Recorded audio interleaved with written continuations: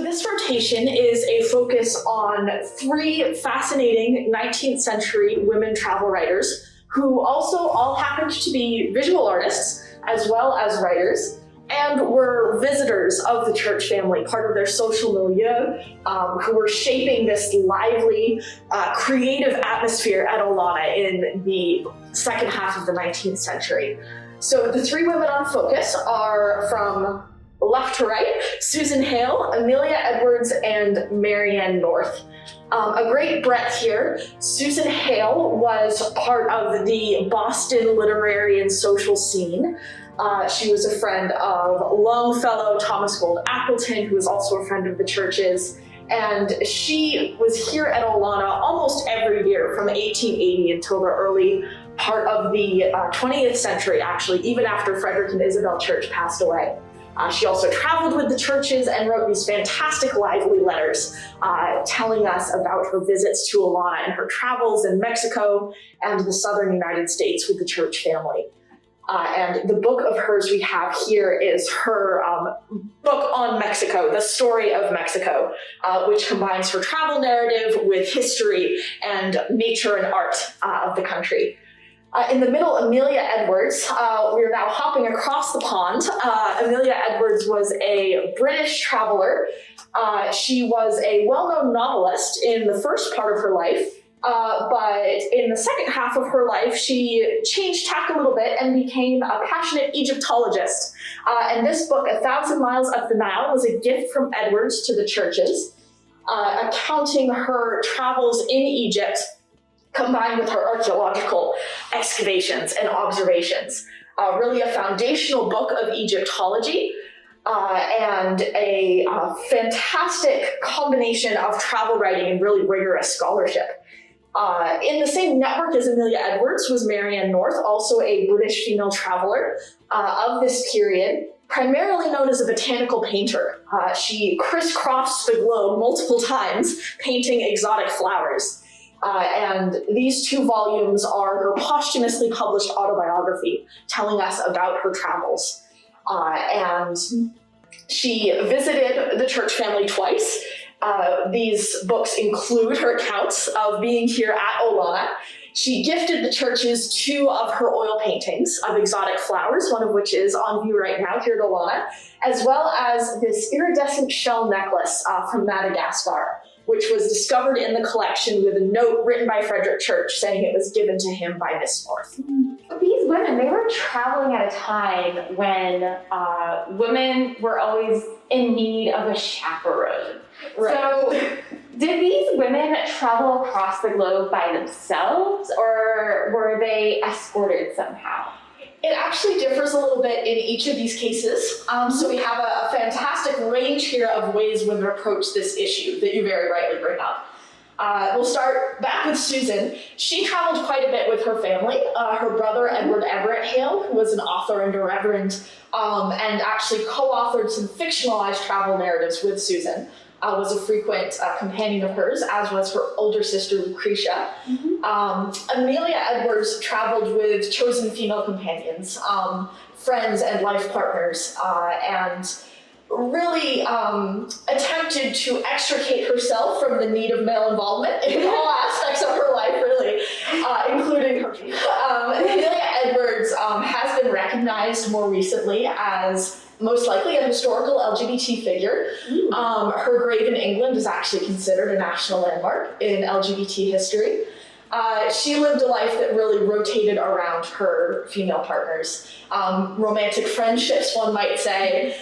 She had several women that she lived and traveled with throughout her life. There were challenges. The way she had to approach her travel writing was very carefully moderated by male expectations.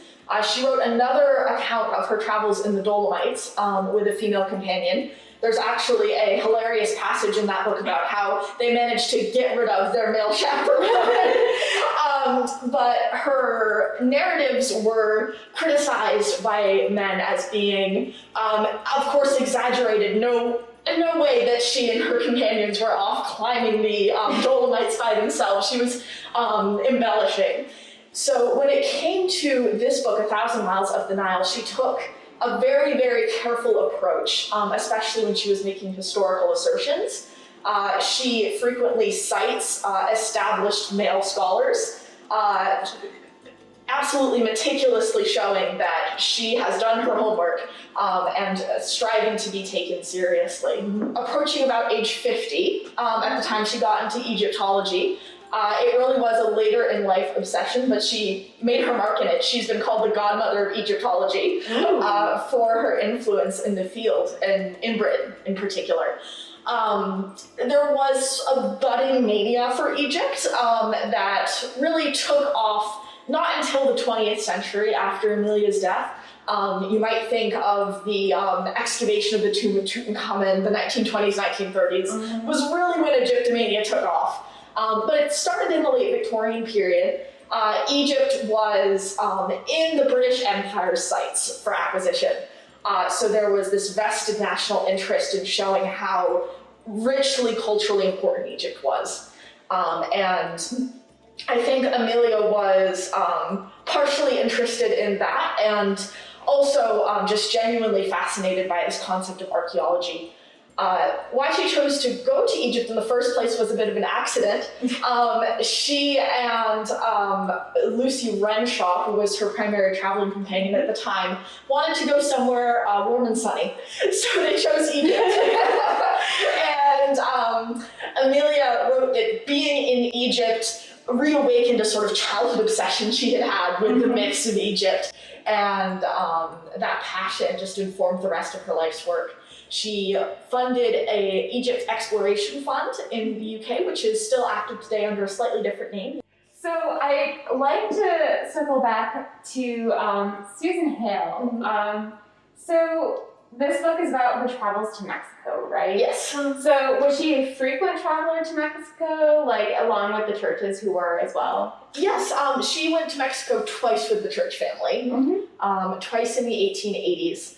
It's a little foggy how Susan became involved in the church family social circle, but by 1880 she was always a fixture. They were traveling in similar circles, Appleton, Longfellow, these sort of Massachusetts names. She approached her traveling as part of her family life. It was a family enterprise. I think because she was cushioned within that level of society, it wasn't seen so much as unladylike. Her personal life is a bit of a mystery. She never married, but she remained very much ensconced in the family fold. And her traveling, her writing was all part of her creative life. She was also a painter, a watercolorist who exhibited a bit and wrote a guide to painting. She taught her niece, Ellen Day Hale, who turned out to be a very important Impressionist painter moving into the early 20th century. So I think because of her family position and this sort of creative tradition in that family, she was also related to Harriet Beecher Stowe, for example. Really? Okay. So there are a lot of powerful creative female forces she could align herself. Yeah. I think she has a bit of an invisible impact. Yeah. She's not a well-known name. Her works aren't widely exhibited. Many of her letters and her sketches and paintings are held in the Smith College Special Collections Archive. So this whole family is really fascinating, but they've a bit faded into the background. Picking up for this book, what does this book tell us about Marianne North's life? This book tells us a lot about Marianne North's way of interacting with the world. She, in contrast to Amelia and Susan, was a truly independent traveler, which is astounding and often makes people double take a little bit. She traveled much like Frederick Church did in South America. She carried letters of introduction from people she was connected to back on her home turf in the UK to diplomats and missionaries and mostly English expats who were well situated in her countries of destination so that she would have a place to stay. But she did not have any permanent companions or escorts with her as she went around the globe. So this shows her sort of nearly unmediated interaction with the world. She went to every continent except Antarctica at some point in her life and painted flowers everywhere. we see her all-consuming obsession with nature and with tracking down these flowers, including flowers that were hitherto unknown to the British audience. On the cover of the volume I've displayed closed here is a pitcher plant from Borneo that is named after her. It's the Nepenthes northiana, named in honor of her bringing it to English attention for the first time. She is jotting down her observations in pen and ink. These recollections are assembled from her diaries and letters. They were edited by her sister into this autobiography after her death. But I think her real strength in the natural observation was her painting. Because her works were so meticulously taken from life, she was able to make these natural contributions. There are several plants, not just the Nepenthes northiana, that are named after her because she brought them to Western attention for the first time. She was a devotee of Charles Darwin, personally acquainted with him. Actually, she was certainly reading other names like Humboldt. We hear that name a lot with Frederick Church, the Humboldtian influence on seeing the interconnectedness of all of nature. So she was very much attuned to the scientific side of her work and took it quite seriously. Her paintings are mostly deposited at the Kew Royal Botanical Gardens in London.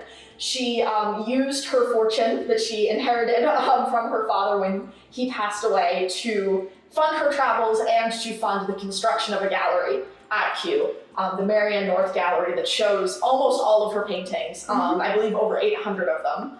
And that sort of served as an encyclopedia of the world's plant life for a British audience.